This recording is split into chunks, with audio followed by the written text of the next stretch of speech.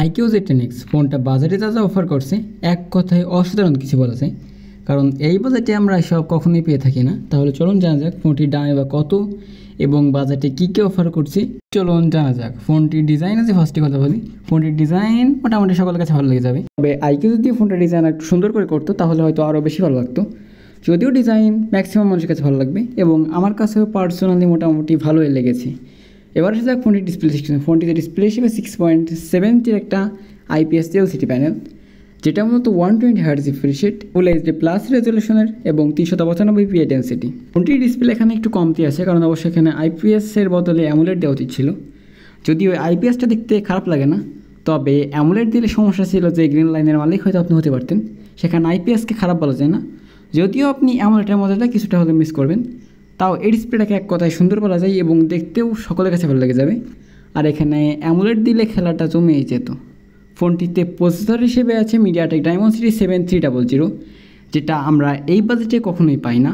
আর এটার পারফরমেন্স এবং গিগবেঞ্চের স্কোর মোটামুটি অফিসিয়াল তো অফিসিয়াল, আনঅফিসিয়ালকেও টুকে যাবে। ফোনটি দিয়ে PUBG সর্বোচ্চ 60 FPS প্লে করা যায় এবং ফ্রি ফায়ার 90 FPS-এ স্মুথ খেলা যায় এবং সেখানে ল্যাগ ফ্রেম ড্রপে দেখা পাওয়া যায়নি।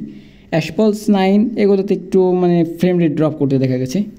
তবে সব মিলিয়ে বাজেট অনুযায়ী প্রসেসরটা ঠিক আছে এবং পারফরমেন্স অনেক সুন্দর পাবেন এবং মাল্টিটাস্কিং 4-5টা অ্যাপস ব্যাকগ্রাউন্ডে রেখে কাজ করতে পারবেন। সেই ক্ষেত্রে আপনি বুঝতে পারবেন যে এই ফোনে কিছুটা পারফরমেন্স এক্সট্রা আছে, অর্থাৎ এই বাজেটে আপনি এর থেকে বেটার ডিল পাচ্ছেন না প্রসেসর সেকশনে। আর এর সাথে থাকছে স্টোরেজ টাইপ UFS 3.1, আর এর জন্য মূলত ফোনটা আরও একটু বেশি ফাস্ট বলা যায়। ফোনটিতে ক্যামেরা হিসেবে আছে আর দুটো ক্যামেরা, মেন ক্যামেরা 50 মেগাপিক্সেল এবং একটি depth sensor. Front facing camera 8 megapixel.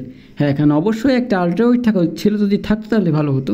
এবং ফ্রন্ট ফেসিং ক্যামেরা অবশ্যই 13 মেগাপিক্সেলের হলে আরও ভালোই হতো। মেন ক্যামেরা ছবির কোয়ালিটি ভালো, ডিটেল অতটা ভালো পাওয়া যায়নি। ডিটেল মোটামুটি ব্যালেন্স করে ট্রাই করে, তবে ছবির কোয়ালিটি এখানে আর একটু ভালো উচিত ছিল। আর যেহেতু একটা গেমিং সিরিজের ফোন, সেহেতু ক্যামেরায় একটু কস্ট কাটিং করা হয়েছে, এটা বোঝা যাচ্ছে। ভিডিও রেকর্ড করা যায় সর্বোচ্চ 4K 30 FPS-এ, আর এটাও আমরা এই বাজেটে পেয়ে থাকি না। ফোনটিতে ব্যাটারি হিসেবে 6500 mAh ব্যাটারি এবং 45 ওয়াটের চার্জার। এই কম্বোটাকেও আমরা দেখি না এই বাজেটে থাকতে, সুতরাং এই কম্বোকে অনেক ভালো বলা যায়। ফোনটিতে অ্যান্ড্রয়েড ভার্সন হিসেবে আছে বেস্ট এভার অ্যান্ড্রয়েড 15 এবং এই ফোনটিতে মোটামুটি 2 থেকে 3 বছরের অ্যান্ড্রয়েড আপডেট পাওয়া যাবে। সো বন্ধুরা, এই ছিল পুরো ভিডিও।